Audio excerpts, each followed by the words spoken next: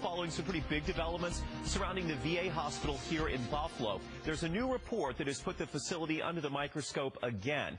And News 4's Ed Dranch is here with more on what he has found out. Ed? Jordan, Congressman Chris Collins is calling on the Buffalo VA hospital to fire Larry McCurdy. He's the chief of sterile processing services at the hospital, and Collins says he's ultimately to blame for these latest reported shortfalls.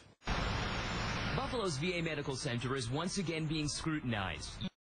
Special counsel sent a letter to President Obama outlining failures based on whistleblower claims that have been confirmed. Staffers not complying with sterilization standards, not wearing personal protective gear, and mislabeling sterile instruments. They are examples of the same lack of attention, lack of proper procedures, lack of best practices.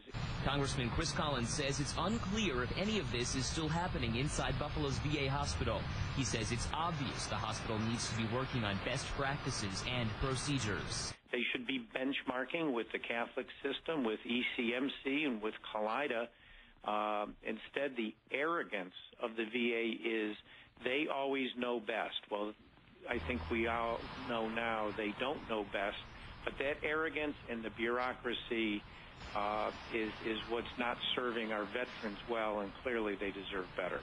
In January of last year, some inpatients being treated for diabetes at the Buffalo facility were told the insulin pen used on them may have also been used on other patients as well. There is a very small chance that that would expose one veteran to hepatitis C, hepatitis B, and HIV virus. The Office of the Medical Inspector does not believe these latest confirmed claims in Buffalo affected patient safety.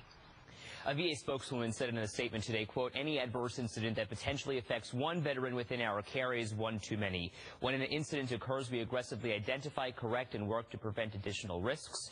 That's her quote. News 4's Al Vaughters is talking to one of the Buffalo whistleblowers today. He'll have an update tonight on News 4 at 5 and 6. Live, Ed Dranch, News 4 at noon. Thank you, Ed. The bench trial